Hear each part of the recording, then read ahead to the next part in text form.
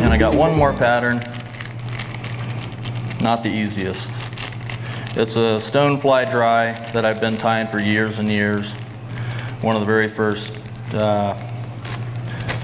patterns I wanted to tie for the Henry's Fork. Was sitting up there camping out and had some fly tying materials, and was tying stimulators because they were working pretty good, and started modifying a stimulator and found a version that seems to take fish very well. You don't get a lot of refusals on it. It floats well. Supports nymph droppers. And I call it the Arnold stone. Fluorescent orange thread, size 210. How many people have fished the Snake River in Idaho? Not a lot, not a lot.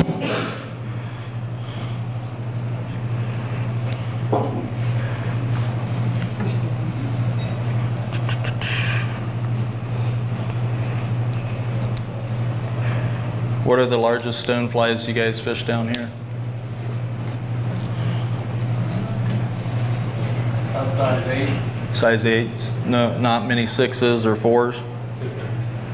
Not here. No. This fly represents Pteronarcis californicus, the giant salmon fly. On the Henry's Fork, it comes off for 2 to 3 weeks, mid to late May, because of the water temperatures being close to 55, and then it comes off on the South Fork about a month later, once those water temperatures hit 55. This is a hatch that also occurs on the Madison River, and then it also happens on the South Fork of the Boise.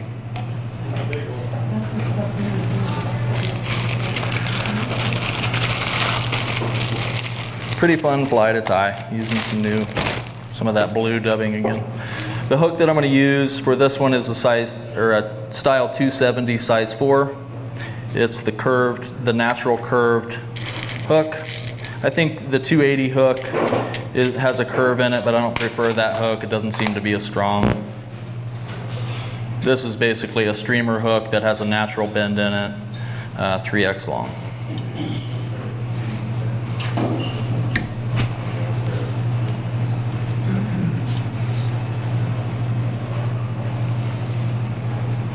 Start my thread up by the eye and just put down a pretty thin thread base to the rear.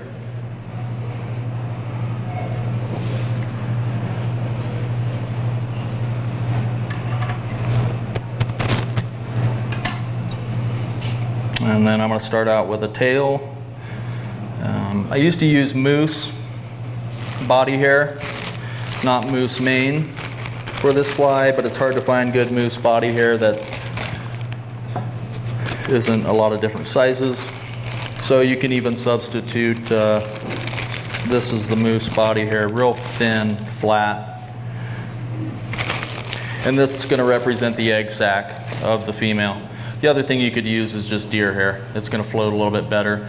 The reason I liked using the moose is it doesn't hold as much oxygen, and it will keep that back in sitting down in the water like a normal salmon fly, where their egg sacs kind of dapping into the water waiting for that egg sac to drop off.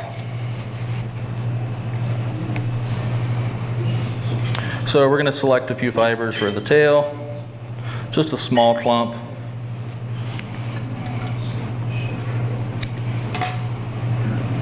I'll kind of grab the tips and flick out the guard hairs before I put it in the hair stacker.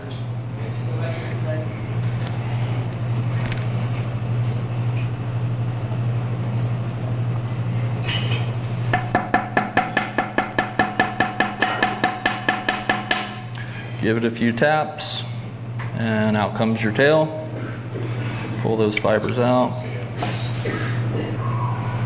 And you should have pretty even tips. Just I probably got 20 fibers there or so.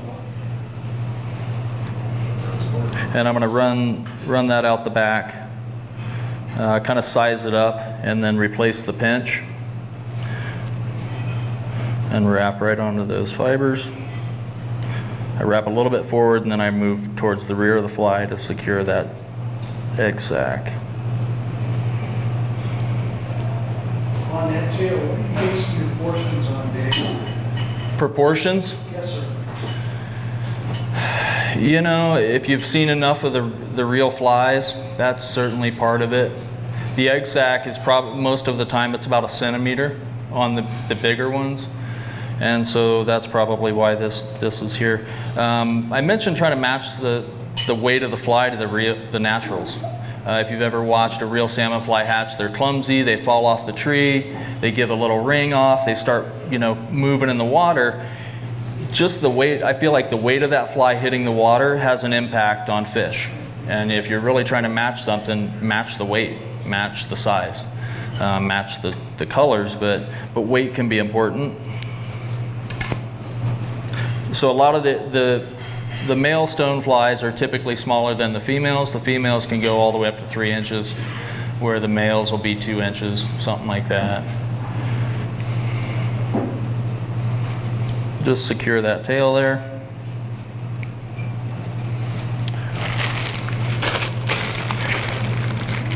The next material that I'm going to tie in, and this is the underbody that I'm going to tie in next. Most stimulators just use foam or polypro float yarn. I'm going to use a combination of the float yarn. This is light orange, still one of my favorites, even if you're just using this as the body on stimulators. And I'm going to grab probably about 1 foot of it. It's a real fibrous material and it floats really well. That's why I want it as the core. I'm going to tie that in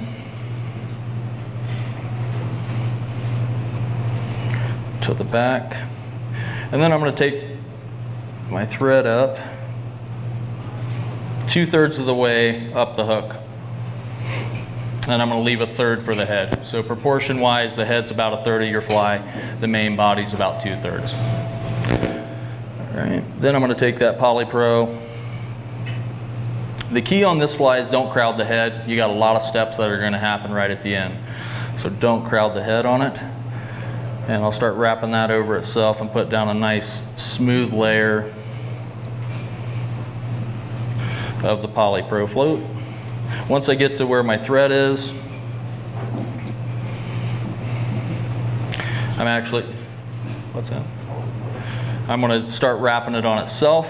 A lot of times these fibers will actually flatten out and kind of flare. And I'm just going to keep wrapping right there until I build up a bump. And then you can pull on it some more and they'll kind of stretch out. There, they're flattening out a little bit.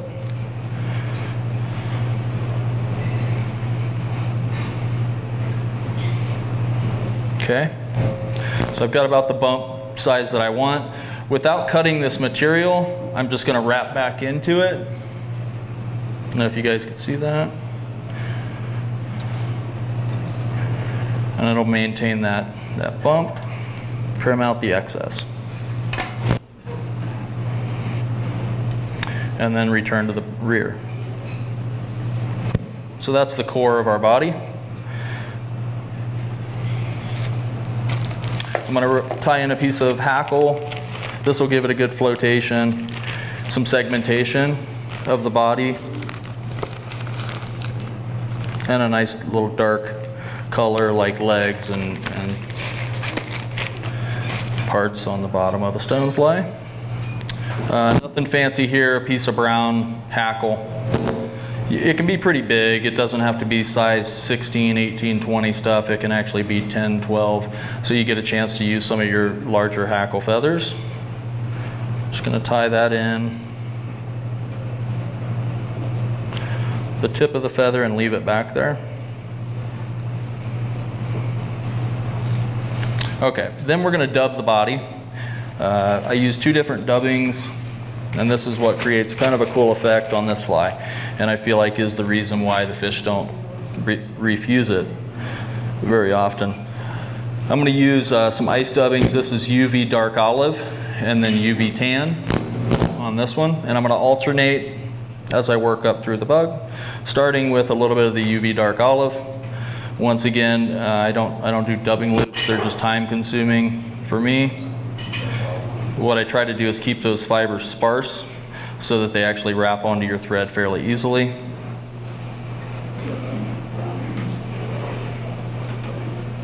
And I'm going to tie in some of the dark olive and then the tan.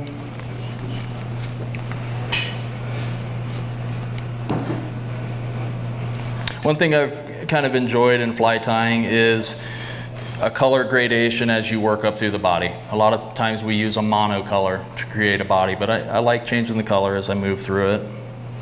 A little bit more like the naturals. So a band of tan. Usually I'll do the band of tan a little bit larger than the dark olive.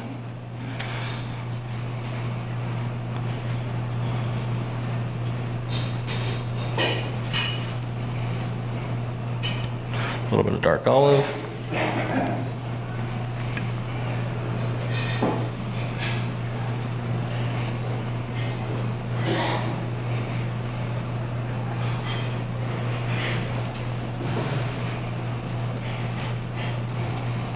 A little more tan, didn't get quite enough there.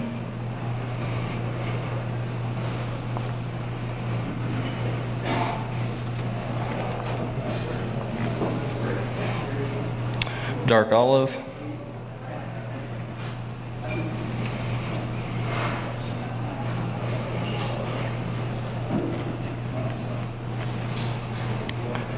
Tan.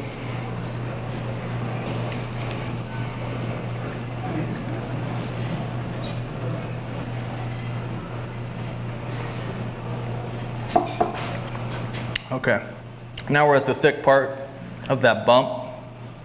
I don't want to go too much further forward. You should have a nice fuzzy body. If there's a little bit of some color from underneath showing through, that's fine. It doesn't matter. And then I'm going to take that hackle feather, wrap that up to where I've stopped the dubbing.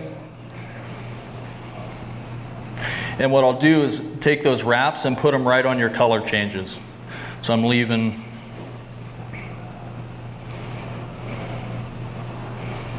anytime there's a color change, that's where I drop the wrap. I'm up to my thread. I'll go ahead and tie that off.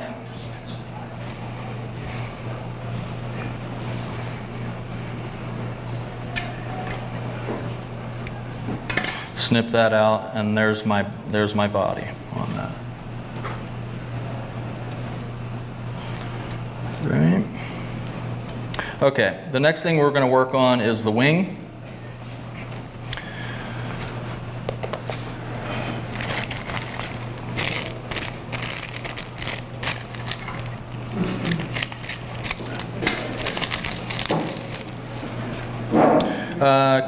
Pearl crystal flash. Just like most stimulators have, probably 10 fibers there. Make sure they're long enough to go back just about to where the tail ends or the egg sac ends.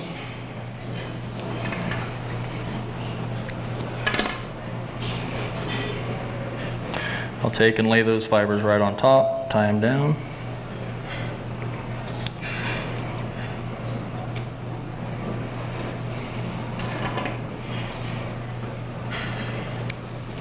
Snip out the extra. And then I'm going to do another layer, not of crystal flash, but the next layer is actually going to be CDC. This is a medium dun. You can use dark dun. The key is to have CDC that's long enough to be about the same length as your crystal flash.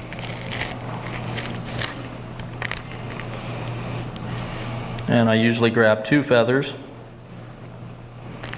This one's nice and long. That one will work. This one's long also. And you can save those smaller CDC feathers for smaller bugs. I'm going to take both of those CDC feathers, pair them, one on top of the other. I want the tips to line up the length of them. I don't care about this back end where the stems are. I just want to make sure that the tips are lined up, and I'm going to lay that on top What the CDC does is it, one, it helps it float.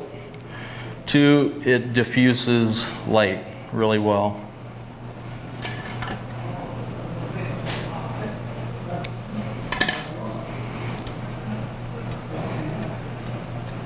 I've gotten to this point before and fished this fly, and it works pretty good too. All right. Okay, and then we're going to do a traditional hair wing. You can use deer hair, elk hair. I tend to use more deer than elk. Some of it you just can't find as good as elk. Real long. You want to make sure you're not using a short piece of hair. Try finding something that's pretty long. And you're going to select a pretty good clump out of that. Usually it's about as much as you can fit in this medium-sized hair stacker.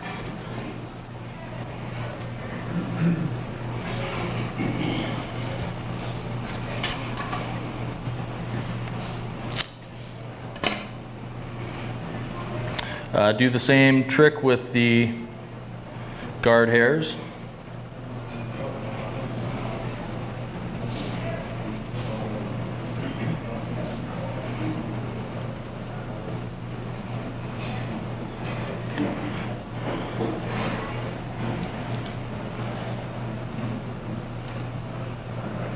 The other colors that I've tied this fly in are black. Has worked pretty good. Or a darker brown. But I kid you not, the fish, they come up on it, you just see them and they just keep coming. It's not that, oh no, you know, they've seen all the other ones.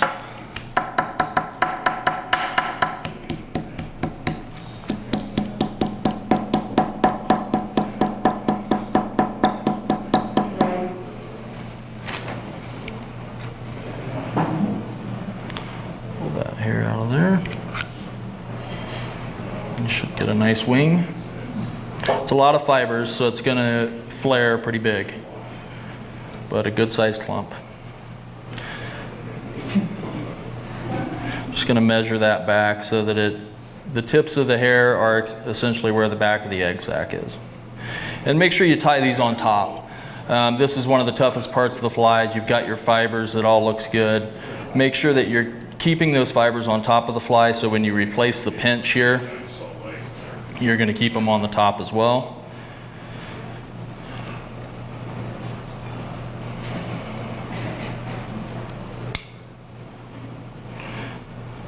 First wrap isn't a locking wrap, it's kind of soft. So the first wrap is essentially just sitting on those fibers. The second wrap is where I'll pull down and you'll see your flare. And then I'm going to wrap towards the eye, almost to the eye, and then back.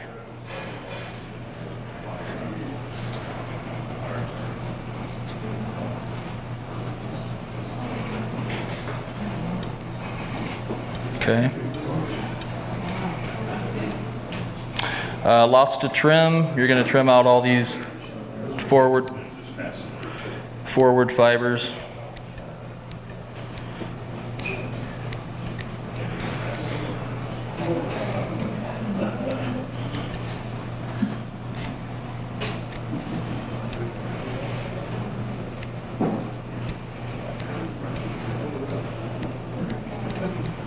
Okay, you don't have to shave them down to nothing. You can leave some stubs there. In fact, that's going to help give you a little bit of taper. So as I wrap through that, I don't want something to just totally drop off. You want some taper, actually a cone down towards the eye, so that the rest of the materials will seat effectively and not try to jump forward on you. Then I'll kind of take a look at the bottom and see if I need to actually wrap further back into that deer hair. You get a little more flare. Okay. Of course, we got to put some rubber legs on it. These rubber legs are kind of a neat effect. The color of medium round rubber that I'm using is dark golden stone. And when I pull it off of the strand here, I'm actually going to take 2 strands instead of 1.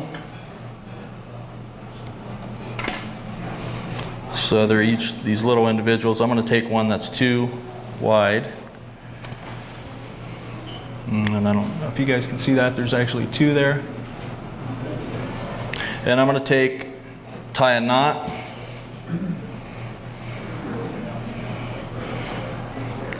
Leave about 1/4 of an inch. This one's a little bit longer. Leave about 1/4 of an inch sticking out. And then cut off about 2 inches. That's going to be my first set of legs.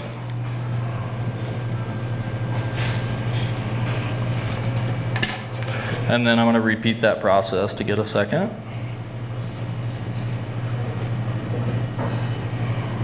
Once again, just tie a knot. You want to make sure you pull them tight enough that that knot doesn't back out.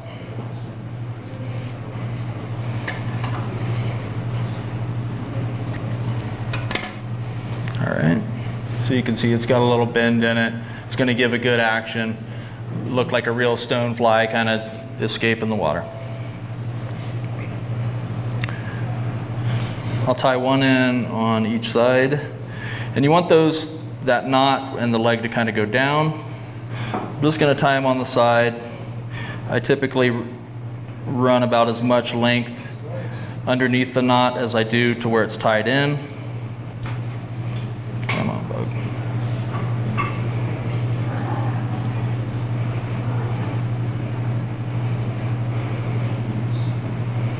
You get a little adjustment there. But it should form a pretty nice V coming off of the tie-in point.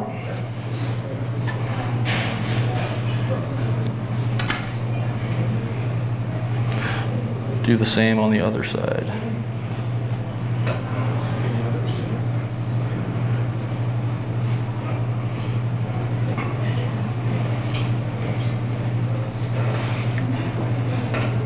Okay, so we've got our legs tied in.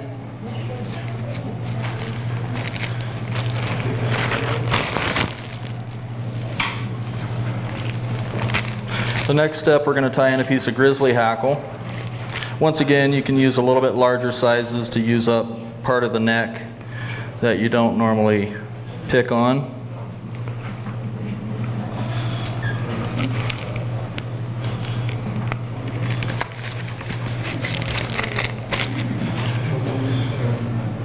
And you could just tie it in the way it is and wrap the whole thing and get the V'd barbs.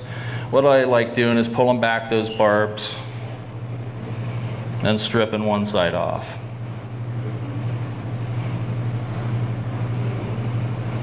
So that they will stand up straight when the feather's wrapped.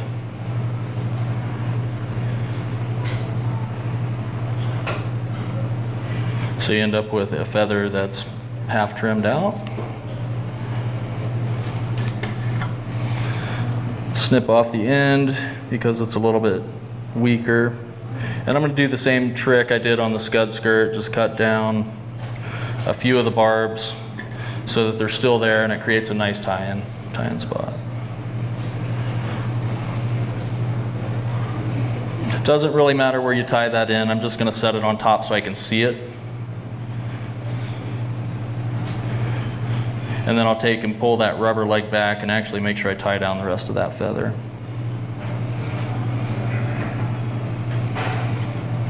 Tie to the eye. If you need to build up any of your taper, at this point is the time to do it so that you don't get your thread trying to jump off. Just build up a little bit of taper there. Watch out for the legs. Go behind them.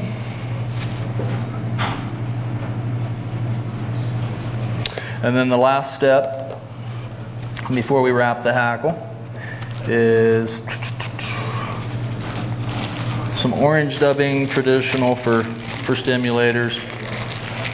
Ice Dub UV Shrimp Pink is the color that is my favorite.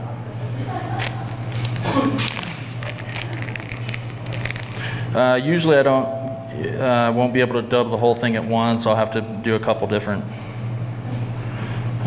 clumps of it. Spin that on there.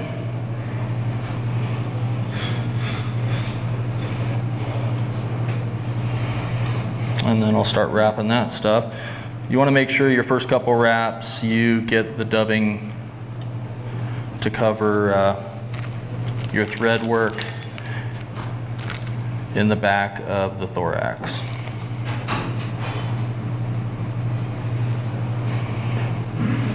So I'll put a little more on there.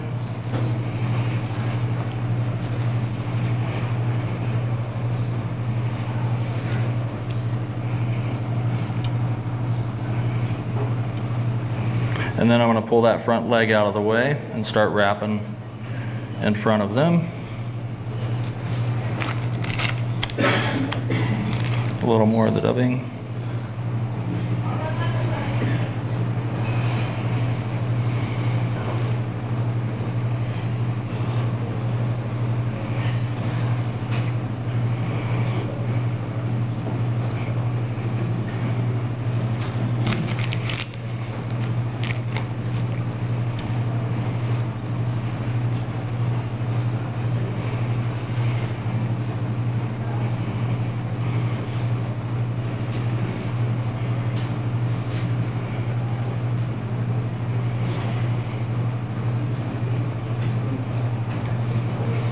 Once again, don't crowd the eye. That's the hardest part of this fly. Okay. At the eye, last step is to bring that hackle feather, your grizzly. The very first wrap I do with that, I make sure that I'm at the back of the thorax, and I'll even take a quick peek on the bottom just to make sure I hit it right. I do a couple wraps before I cross in front of the rubber legs, and then I'll pull those rubber legs back and start wrapping in front of it. Equal spacing so you get a nice barring effect on the head.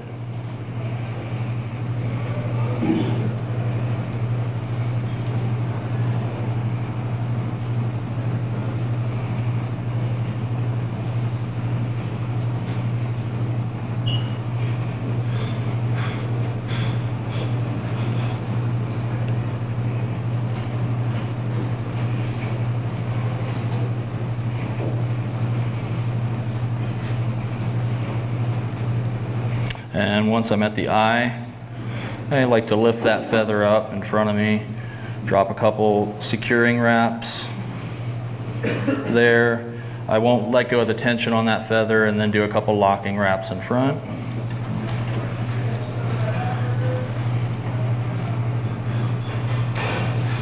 Snip out that extra hackle there, and whip finish.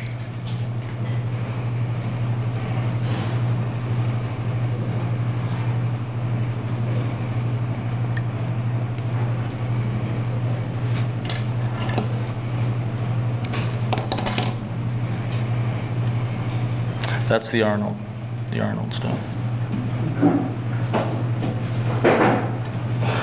It has a weight similar to the real bugs.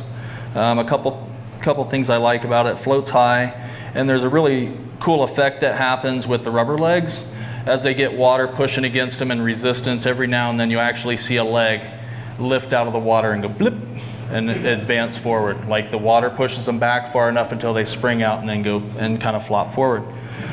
Another cool thing you can do, take those legs and in the front portion of the knot,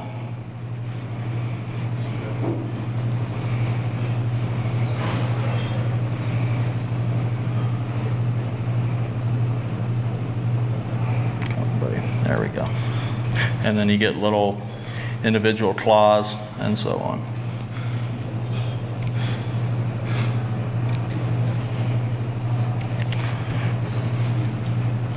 If you want it to ride a little bit flatter, you can turn it over and snip a flat layer of those barbs out. It exposes the belly of the fly a little bit more, that color that's in there. And then when that fly lands, it'll actually orient itself a little bit flatter, a little bit easier. Not the quickest fly, but certainly one of the best stone flies that's out there. So.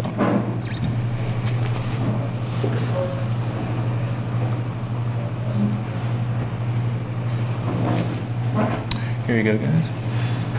Dave, is there a salmon fly hatch on the lower snake or just through the canyon? Mostly up from Idaho Falls. There's numbers of them below Idaho Falls, but there's not a significant hatch where you're going to be out there and you're catching fish on them because they're popping everywhere. No. I think, you know, the water comes off the Tetons, comes around through Palisades, still pretty pristine. Idaho Falls is the first bigger city that it hits, and after that it changes. The water chemistry changes, the siltation changes, so you don't see it further down. I think historically there were big numbers of them there. Below American Falls you have a lot of basalt lava rock, and I'm sure that they were in there, but there's not big hatches of them. You'll see some goldens, but still that area below Idaho Falls you're almost going subsurface the whole time anyways.